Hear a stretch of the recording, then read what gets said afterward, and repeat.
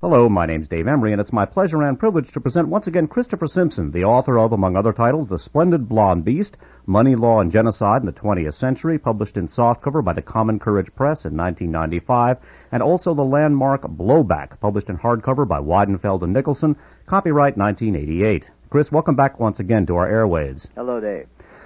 Even though you published Splendid Blond Beast in 92 and Blowback in 88, many of the things that you've touched on in those books are once again becoming, not once again, but are becoming increasingly relevant with some of the recent news stories.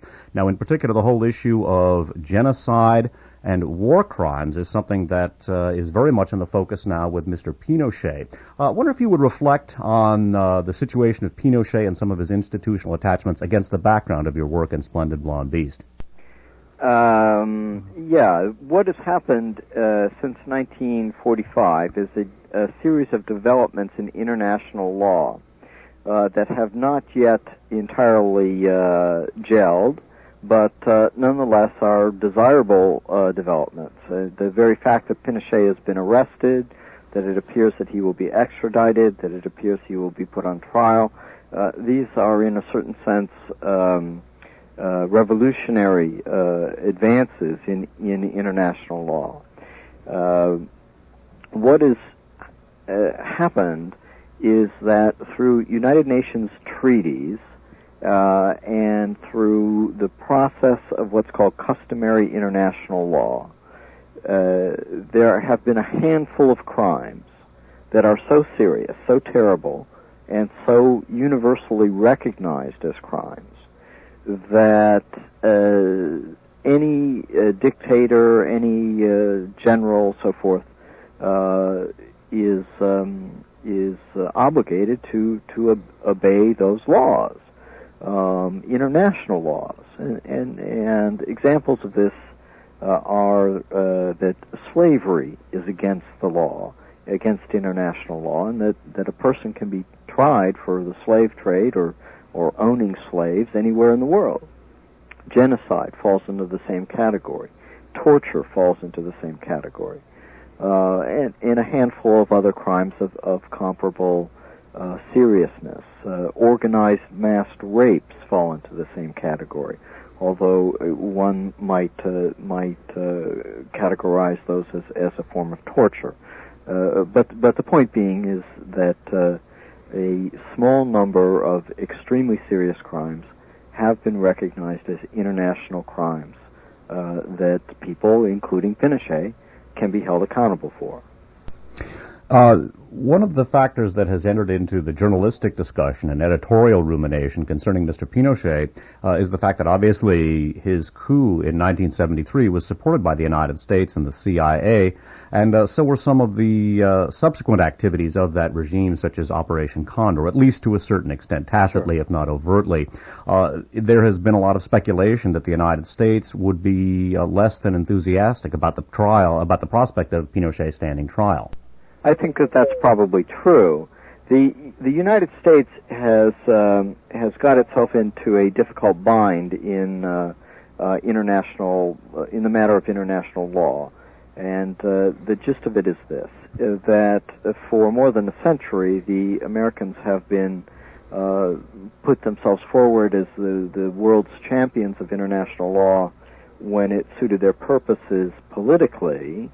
For example, during the 1991 Gulf War, but have rejected in principle, on constitutional grounds or claims of constitutional grounds, that they are in any sense subject to international law when they don't like the effects of it. And an example of that is there's a case that grew out of the Iran-Contra affair, in which the World Court at The Hague found against the United States government in the matter of mining Nicaraguan harbors, when the Americans basically thumbed their nose at the whole process. So the U.S. government's approach to international law has been mixed at best. Now along comes the Clinton administration, and one of the principles that the Clinton administration has put forward, really from its first days, is that it wanted to see the creation of an international criminal court to try dictators and people who commit extremely serious crimes against humanity. And part of the subtext there, the political agenda there, is to find a means to put on trial people that the U.S. government regards as terrorists. However, at the same time, what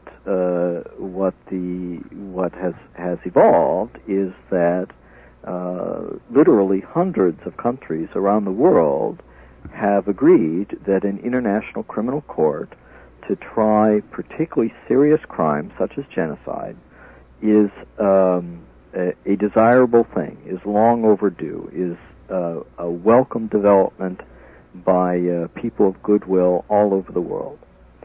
And there, last summer there was significant progress towards a relatively independent world criminal court for trying such people. The Americans tried in those negotiations. The most polite thing that can be said is that they wanted to have it both ways. They wanted to be able to put on trial the people that they didn't like and protect from trial the people that they did. So along comes Pinochet. I don't see any particular sentiment within the U.S. government for protection of Pinochet as such. There have been statements from the Secretary of State and others to the effect that the U.S. government has no objection to the extradition of Pinochet. I think part of the reason for this is Pinochet is now well into his 80s and will not be on this earth much longer. Nevertheless, a trial of Pinochet inevitably brings into the public spotlight the role of the CIA in Chile and the overthrow of the government in Chile, the role of the CIA and elements that are even less savory than the CIA. I know that some of your listeners may regard that as a contradiction in terms, but nonetheless, what I'm referring to are old line Nazi genocidalists such as Walter Rauff.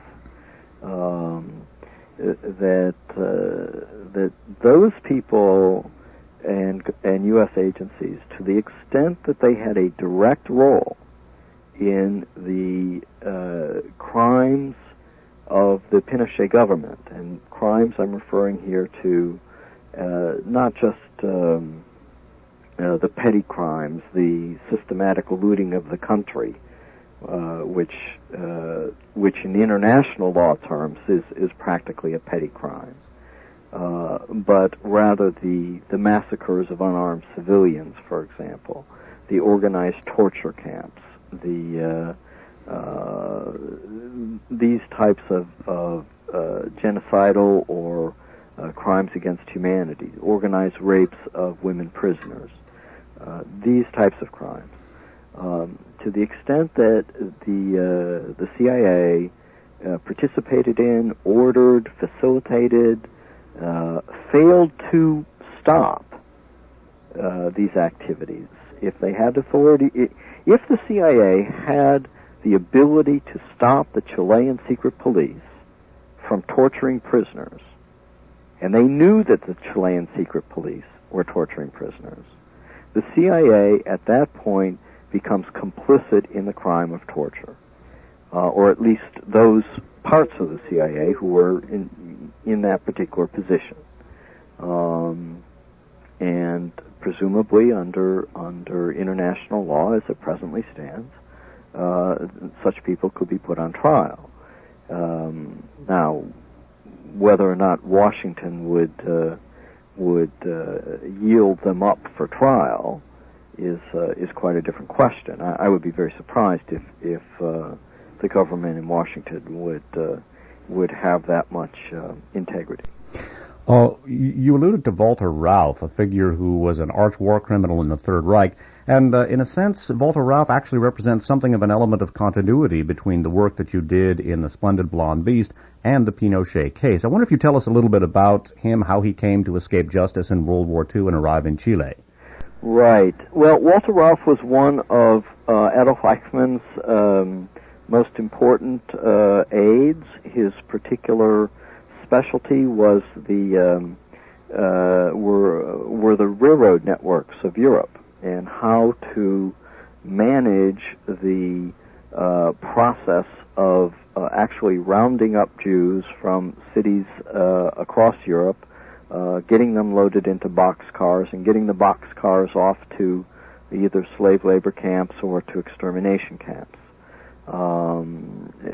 He played a similar function in the treatment of Soviet prisoners of war and other people who were persecuted by the Nazis.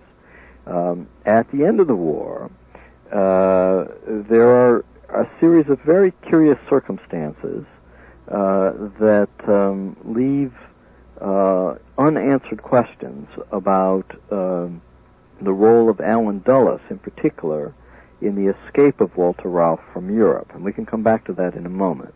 But for the moment, let's continue on with what is clearly on the record. And what's clearly on the record is that Rauff, first of all, finds refuge in a monastery that is run by the Vatican. He gets a false passport that gets him to Syria, and from Syria he eventually finds his way to Chile, where he sets up shop as a so-called anti-terrorism expert, anti-communist expert, and participates in both as an advisor and a trainer and almost a grand old man of fascism, if there is such a thing, during the Pinochet regime among Chilean secret police circles. Now, if you'd like to go into the Dulles connection to his escape, it's really quite remarkable. There are questions here that have not been answered, and so at least for the moment, it's wise to distinguish what is known from what is not known. First, let's talk a little bit about Allen Dulles, because he, too, could be thought of as something of a bridge. He was, of course, as we've spoken about in previous interviews, an attorney with Sullivan and Cromwell, a major Wall Street law firm, then worked for the OSS and later the CIA. Another story that has been in the news recently concerns collaboration between General Motors and Ford and the Third Reich, and that, too, along with people like Allen Dulles, is a major focal point of Splendid Blonde Beast. Develop that further for us, if you would. Sure. What Splendid Blonde Beast is a look at the interaction between money and the law and the development of law. You know, law evolves just like any other human institution. The interaction between money and law when it comes to laws about crimes against humanity or war crimes. And it begins in World War I with the Turkish government's attempt to exterminate the Armenian population of what is today Eastern Turkey and what is today Armenia. There's now a country. It used to be a Soviet republic and now is an independent country, Armenia. The Turks during World War I carried out a campaign of genocide against Armenians, mainly by deporting them on forced marches into the deserts of what are today northern Iraq and Syria, where the people perished from exposure to element, disease, starvation, and similar suffering. Well, the question at the end of World War I, World War I had been enormously expensive, enormously destructive, obviously to the Armenians, whom we were just discussing, but to the entire world as well. And the question was, is who's going to pay for it? Now, even the defeated powers agreed that a country or a military unit that had committed a war crime was responsible for making restitution for that war crime. And there was some law about war crimes that existed at that time. There were Hague Conventions, and under those conventions, the French went to the peace conference of the day and wanted $200 billion from the Germans to make good the destruction that the German army had wreaked in France. The British had comparable claims, not as high as the French, but still comparable claims, and the Americans also had claims. You had early economists who are now considered practically gods by contemporary economists like John Maynard Keynes, made their early career as advocates of letting the Germans pretty much off the hook because they were afraid that if the Germans actually paid the bill for the destruction that they had left, that there would be a revolution in Germany. And there was much talk of, the Bolsheviks taking over and so forth, but the truth of the matter is what the outside forces were afraid of was a democratic and nationalist and revolution that would bring to power a democratic, labor-oriented government. Labor in the old-fashioned sense of the term, not in the sense of the British Labour Party. Anyway, the upshot of all this was that Allen Dulles' brother, John Foster Dulles, who eventually became U.S. Secretary of State, worked a deal with the other powers in Europe in which war crimes and crimes against humanity were defined so narrowly, so tightly, so parsimoniously that the German financial obligation was quite low, and more importantly, when looked at from historical perspective, what that meant was that when Hitler began systematic persecution of Jews, when the Kristallnacht burnings of temples began, when the systematic theft of Jewish property began in Germany, and so on, that the outside world said that these aren't war crimes, right? They may be unpleasant, we don't like them, etc., etc., but there's nothing that we can do about it.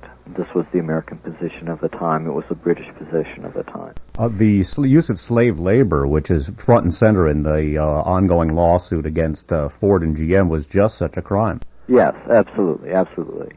And part of this, this again returns to the question of the Turkish persecution of Armenians.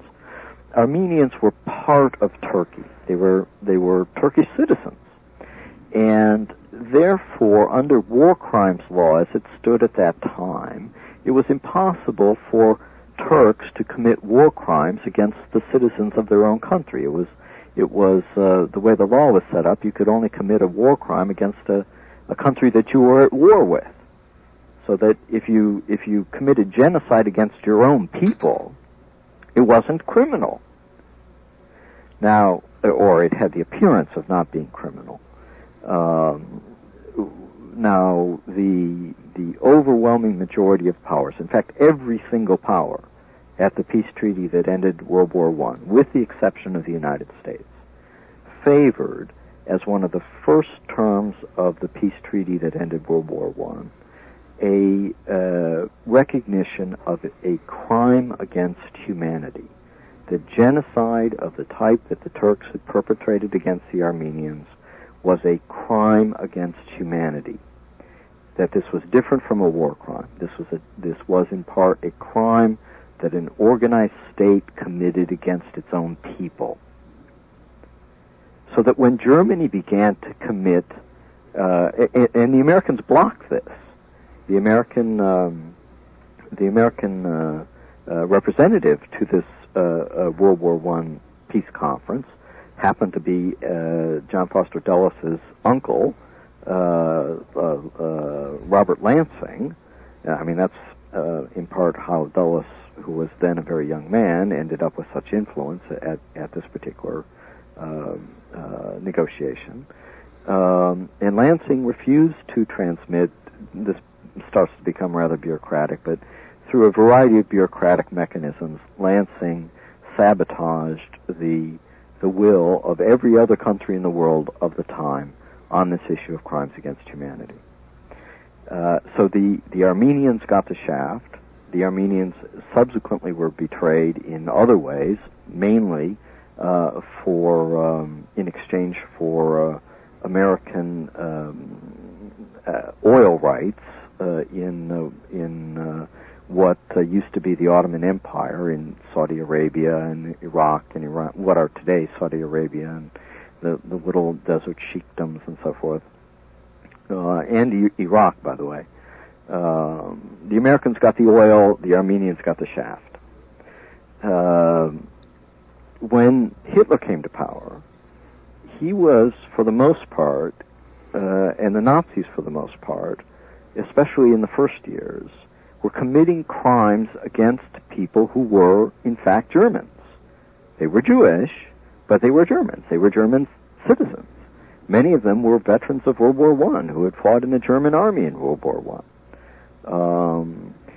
But with the racial ideology of the Nazis, their property was taken from them, and they were beaten on the streets. The SS would arrest them arbitrarily, and I think all of your listeners are reasonably aware of the types of crimes that were committed against Jews in Germany.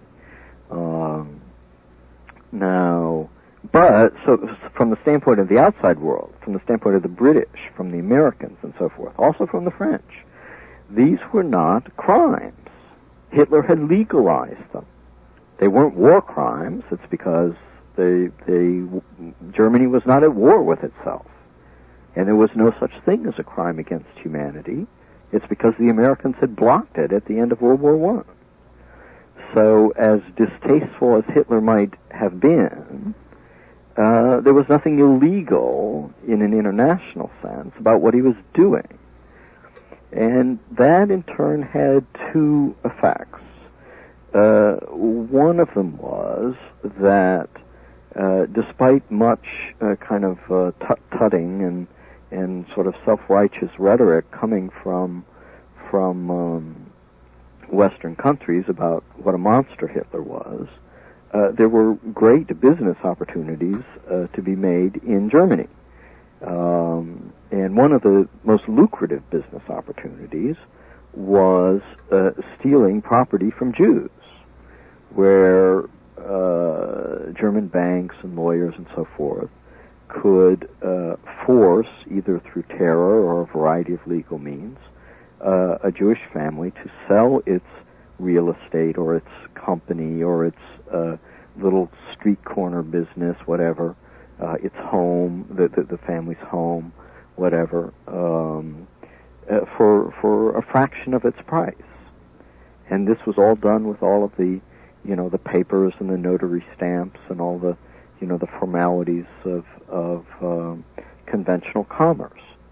And this reached such a point, and this became so institutionalized, that there were actually bonds traded on American stock exchanges or bond exchanges that were de facto Aryanization bonds, where American investors would purchase this bond, and then the bond company would go and use their money to participate in the theft of Jewish property, and then pay profits back to the Americans who had invested in this particularly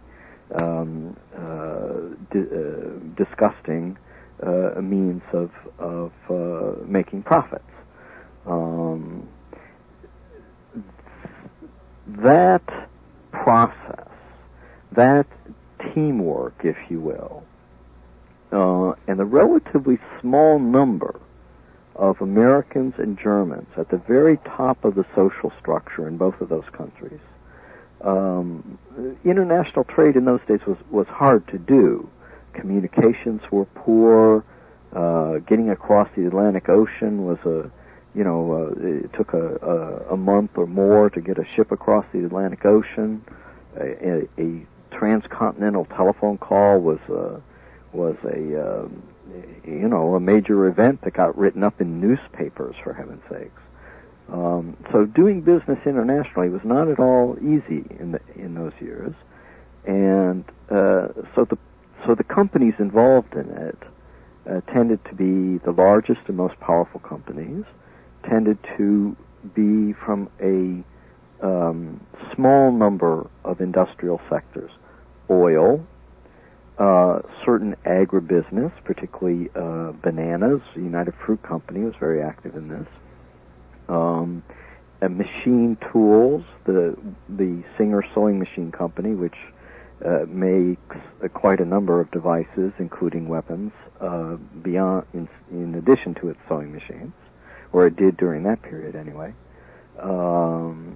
And internet, IBM and National Cash Register of those years and so forth were involved in this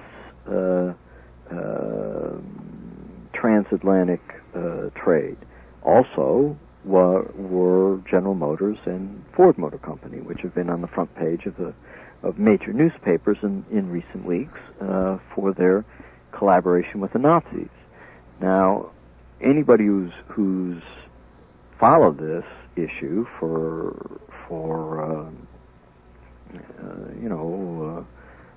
anybody who's done intelligent reading about World War II has known for decades that the Ford Motor Company and General Motors were up to their eyeballs in a variety of joint projects with the Nazis, both prior to the American entry into the war and in somewhat different form after the American entry into the war.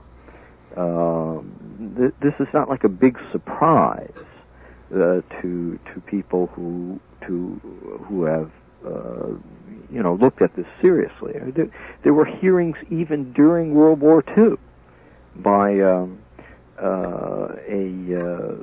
popular West Virginia senator who. Chris, let's excuse me for interrupting. We're going to take this up. We're going to take this up on the other side of our discussion. For Chris Simpson, this is Dave Emery saying thanks for listening.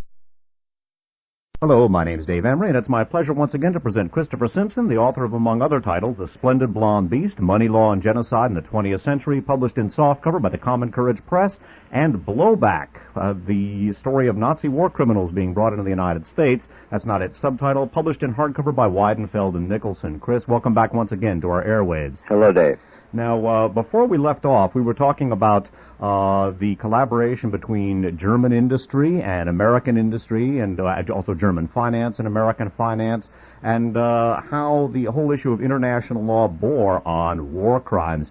Alan Dulles, whom we spoke about in the first side in connection with Walter Rauff and the escape of some other war criminals, not only wore the hat of a Wall Street lawyer, but he also wore the hat of a spy. Tell us about his OSS role, if you would. Sure. He was the OSS, Office of Strategic Services, was the predecessor of the CIA, and it was created by the president of the time, Franklin Roosevelt, to help carry out World War II. Dulles was stationed in Switzerland, which was a neutral country, and what his specialty was making connections and collecting information from the various businessmen, emigre diplomats, kind of floating European royalty without countries, and people of this sort who had ended up in Switzerland during the war. Contrary to myth, Allen Dulles was a very poor spy, and number one, didn't turn up very much good information, and number two, and I have demonstrated this from looking at his telegrams that are now in the National Archives, rather often would give away the identity of his spies in open telegraph traffic. So his tradecraft was not very good.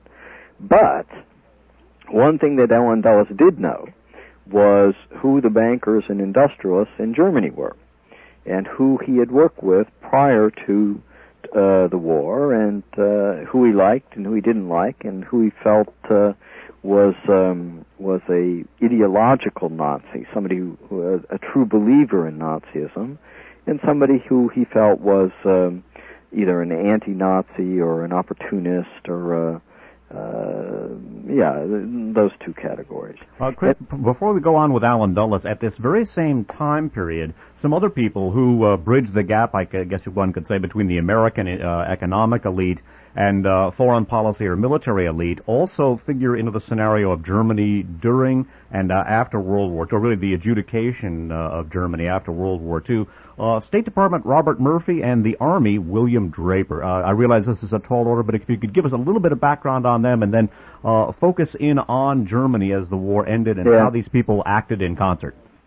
Okay, the gist of it is that these folks were part of the relatively small strata at the top of the U.S. social system that had been most involved in the international trade with Germany prior to the outbreak of the war. The American government was deeply split during the war between those who favored, with Franklin Roosevelt, the president of the time, the unconditional defeat of Nazi Germany, and the creation of more or less rational diplomatic relationships with the Soviet Union after the war. That was one group.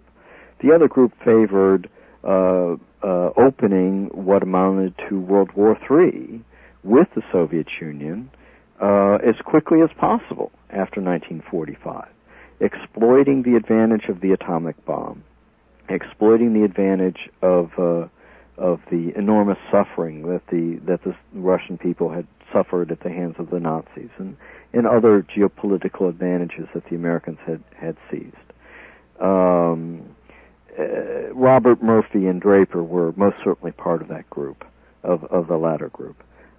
George Kennan was part of the latter group. The Dulles brothers were part of the latter group. They had differences over timing, but they didn't have differences over the essence of the strategy that they favored following. Briefly, Chris, excuse me for interrupting, but Kennan and Murphy were part of the Riga group within the State Department that we spoke about in our first interview about Splendid, Blond, Beast, and William Draper had been heavily involved with Dillon Reed, like Sullivan and Cromwell, very much involved with the American investment in Nazi industry. Sure, absolutely. Now, so what happened at the end of the war is that the way that World War II was a war of alliances, and you had strange bedfellows. You had the British being allies with the Soviet Union, which is strange enough, and allies with the French, which if you know about British-French relations, may be even stranger.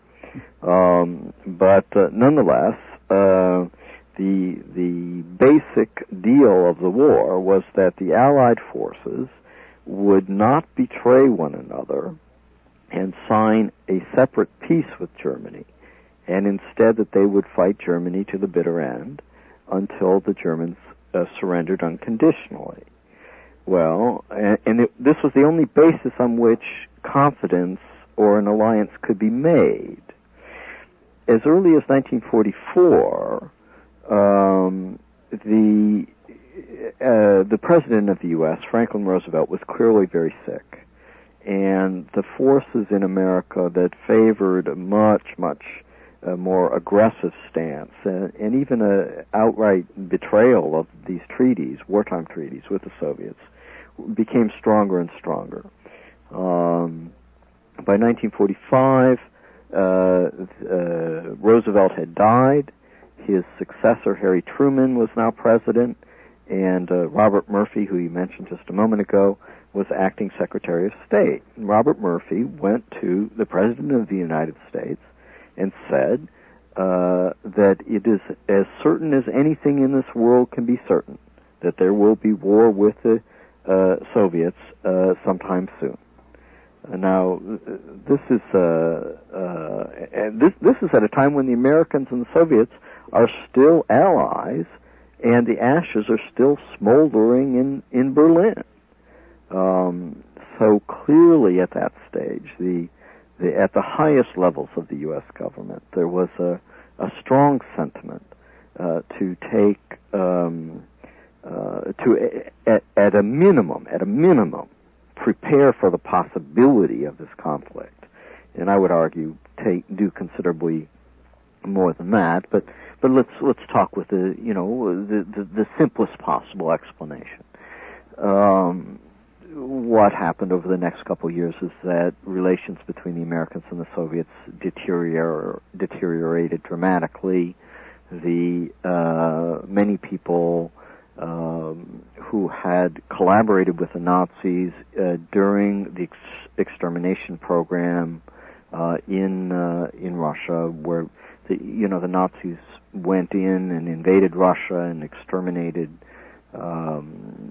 millions of Jews, and in the process killed millions and perhaps tens of millions of Russians, Ukrainians, Estonians, Latvians, Lithuanians, other minority groups in the Soviet Union. By way of setting some of the background to that, Chris, a lot of people know about the millions. In Byelorussia alone, just one of the larger Soviet republics, the Germans burned 500 villages with the people locked in the buildings, by way of sort of giving that some depth. Go ahead. Yeah, this was total war.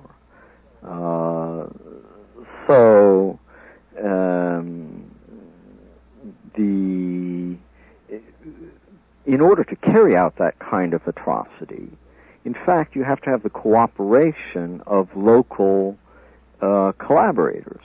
It's because it's the local collaborators who are the fingermen, who are the ones who drag the Jews out of their house and line them up on the edge of the executioner's ditch and shoot them down, which is precisely what happened all along the Eastern Front.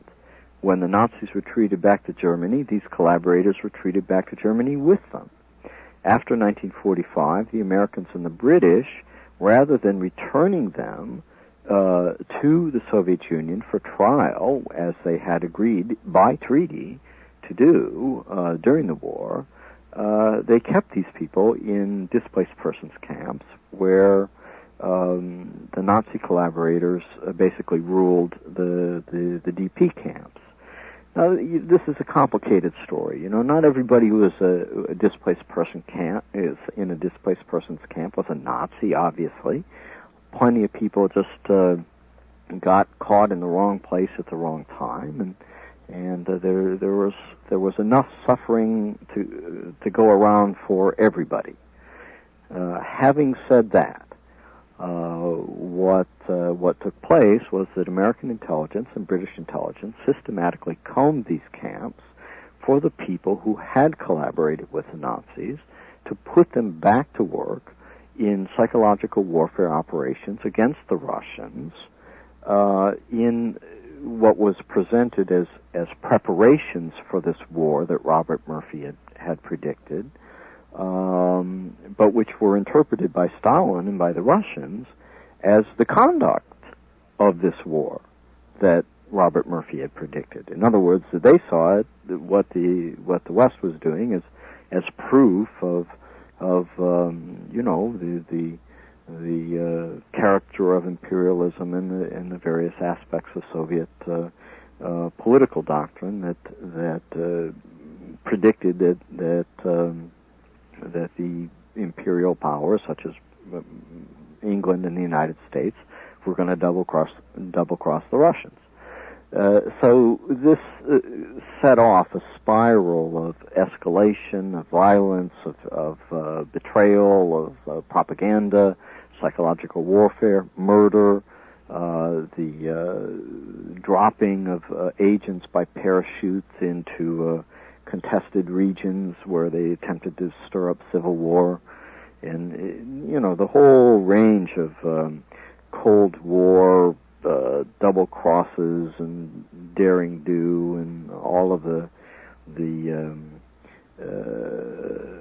brinksmanship, the playing with nuclear weapons as though they were toys in international relations. We should note that the handling of these war criminals, not just the Eastern European and Soviet collaborators, but also some of the high-ranking Nazi officials who had participated in these things, was a major factor in helping to draw the lines of the Cold War. Oh, absolutely, absolutely. And you see precisely the same phenomenon in the Far East as well, where in Japan, in Korea, in China, and so forth, the Western policy on the emerging Cold War had an enormous impact on how relations worked in that part of the world and how things carted themselves out. Chris, we're getting near the halfway point on this side. Excuse me for interrupting again, but tell us about Dulles, Operation Sunrise, and let's get back to Walter Rauff ever so briefly. Okay, well, Walter Rauff figures in Operation Sunrise. Operation Sunrise was at the very end of the war. This was in 1945, and the German SS chief in Italy was Karl Wolff, and his senior adjutant or assistant was Walter Rauff. And Rauff had won this particular honor, rather dubious honor, but by being a particularly efficient executioner with Eichmann. Now, the Catholic Church was very concerned that, speaking of the Vatican leadership of the Church is actually a rather decentralized body in many respects. But certainly the Vatican leaders viewed communism as, or the Red Army, as Satan on earth. I mean, nothing less than that.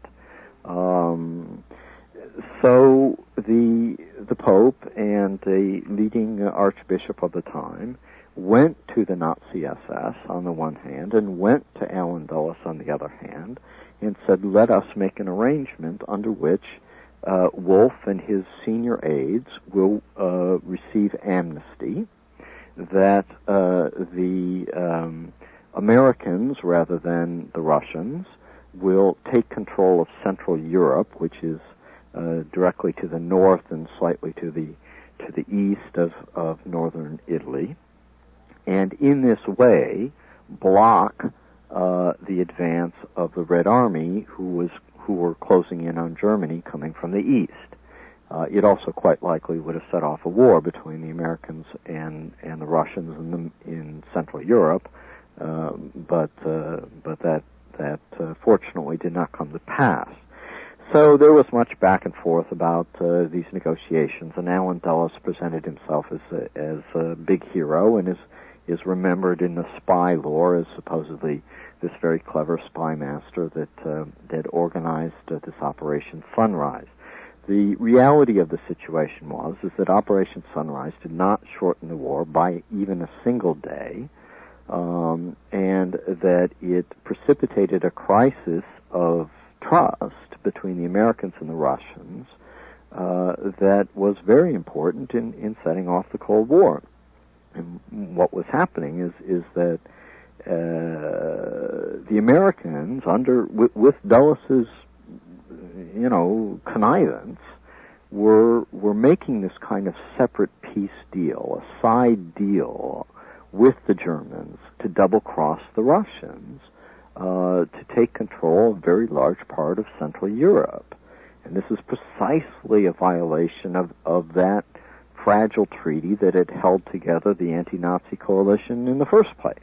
And Ralph figures in too, Sunrise. And Ralph was the go-between man. Ralph was the guy who trotted the messages between the Archbishop and the SS general. Ralph was the guy who trotted the messages between the SS general and Allen Dulles.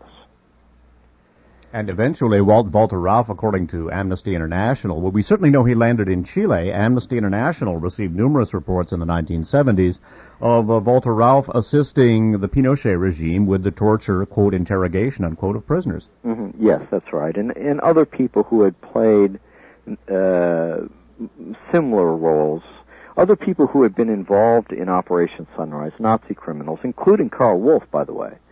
Karl Wolff was the guy who helped set up the Treblinka death camp, which was arguably the most horrifying place on earth of those years and perhaps of the century. Certainly a major war criminal. Karl Wolff got off on bogus technicalities. His other major aides got off on a variety of really quite bogus, shifting them from one prison to the next and into a mental hospital and then out of Italy and into Switzerland and back and forth, this type of thing. And Ralph disappeared into South America, where he, as you say, ended up as an advisor to the terror government under Pinochet.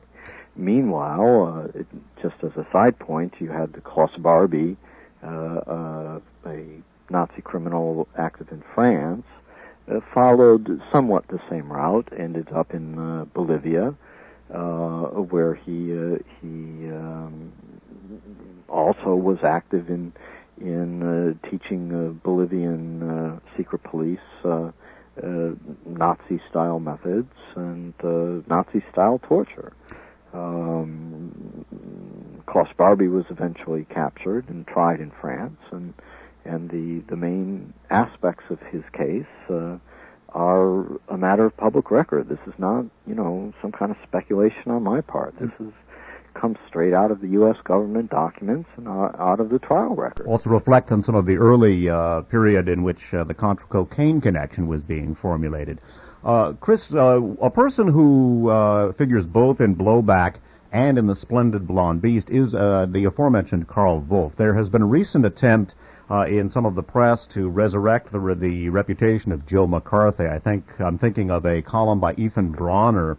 I may be mispronouncing that, Bronner, in both the New York Times and at least one other paper, the San Jose Mercury News, in which he basically said that a lot of what McCarthy did appears to have been, although excessive, not really so bad. In Blowback, you mentioned that the aforementioned Karl Wolff ran an SS intelligence network, which was not only utilized by elements of CIA, but also by a fellow named John Grombach to assist McCarthy. Right. The American intelligence community was at that time, and remains today, split. The most basic split is between the CIA and the civilians on the one hand, and the Defense Intelligence Agency and the military on the other hand. That's a oversimplification, of course, but the basic point that the intelligence community is split is beyond question. At that particular time, it was even worse, and this man, Frenchy Grombach, who'd been active in military intelligence during the war, aspired to become the spy chief of the United States. And even people who are espionage aficionados these days really don't know very much about Frenchy Grombach, but the fact is that at several points he had a pretty good shot at doing that. And one of the ways that he did that was to make common cause with extreme anti-communist elements that were headquartered particularly at Georgetown University in Washington, who were very influential in the Foreign Service of the United States. And also made common cause with other military intelligence colonels of the far right that saw communists under every bed, and took rumors, often from highly dubious sources, some of them from Nazi German sources, some of them from the fascist regime of Franco in Spain, and other people of similar character, and brought them to Washington as sources of authoritative intelligence, and then leaked them to Joe McCarthy. And this became McCarthy's. McCarthy has kind of a funny career. Is that he was not a big anti-communist crusader until he had a series of meetings in the late 1940s with Frenchy Grombach and Edmund Walsh of Georgetown University, who is now remembered as a big, major diplomatic figure, who basically told Joe McCarthy, "You want to be a big-time senator? Here's the issue. Here's the issue to campaign on," and they were right.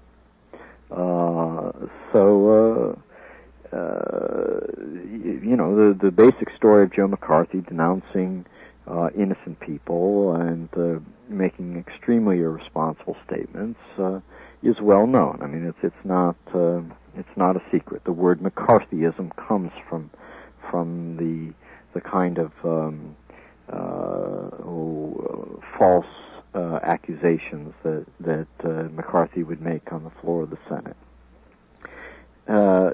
What's happening nowadays, or one of the things that's happening nowadays, is that the FBI, which is hardly a neutral party in all of this, has declassified some intercepted Russian intelligence communication cables that it had been gathering during the late 1940s. The cables appear to be authentic. Exactly the degree to which they've been edited remains open to question. It's because, as I say, the FBI is not in any sense a neutral party in the political debates that swirl around the treatment of people during this time. But nonetheless, these cables identify people who went to a peace rally organized by a candidate for president in 1948 named Henry Wallace. Henry Wallace had been vice president of the United States. This guy wasn't any secret communist conspirator, for heaven's sakes. He's like Al Gore, or Dan Quayle, for that matter. And the contention of those who are inclined to find to place the entire blame for the Cold War on the shoulders of the Soviets and to paint the Americans as entirely innocent in the Cold War has been to use these cables as the sort of the latest device in a long-running debate that goes back to 1945 as to, oh, it's your fault. No, it's your fault. Oh, it's your fault. Almost a childish debate. Speaking of the genesis of the Cold War, Chris, and again, forgive me for interrupting, we've only got a couple of minutes left. Someone who also figures prominently both in Splendid, Blond, Beast and in Blowback, as well as in the formulation of American Cold War policy, is George Kennan. And I wonder if you could give us a synoptic overview of his role in both of your books and in the Cold War, realizing that that's impossible. Right. Kennan is a very interesting character. It's because he starts out as a young man. He serves in the American embassy in Moscow. He's quite an intellectual. At least he regards himself as quite an intellectual, and has geopolitical aspirations that are something like those of Henry Kissinger. To give you an idea, he wants to be the big fish in the pond when it comes to America's grand strategy in the world. And he's quite an opportunist as a young man, and writes a denunciation of what the Russians are up to that appears in the magazine of the Council on Foreign Relations, and is very influential in a variety of ways in crystallizing the liberal internationalist wing of the government, which is by far the stronger, by the way, against normalized relations with the Soviets. Now, as far as the far right wing of the U.S. government, they had, they'd been willing to go to war with the Soviets since 1917, so there wasn't much work to be done there, but in convincing them. But it was the liberals of the Americans for Democratic Action stripe who really had the power in the country at the time, and Kennan was instrumental in convincing them that the way to go was a Cold War bankrolled by the American taxpayer, designed to contain, quote unquote, communism, and to use the military expansion of the period as an economic tool in the United States to promote certain industries and to goose the economy and do the sorts of kind of interest rate manipulation and so forth. Chris, we're down to our last 20 seconds here. We should mention, just in closing, that Kennan was a member of the Riga faction that we spoke of, also was the architect of containment, and perhaps in a future discussion we can go into just what containment theory was. Sure. For Chris Simpson, this is Dave Emery saying thanks for listening.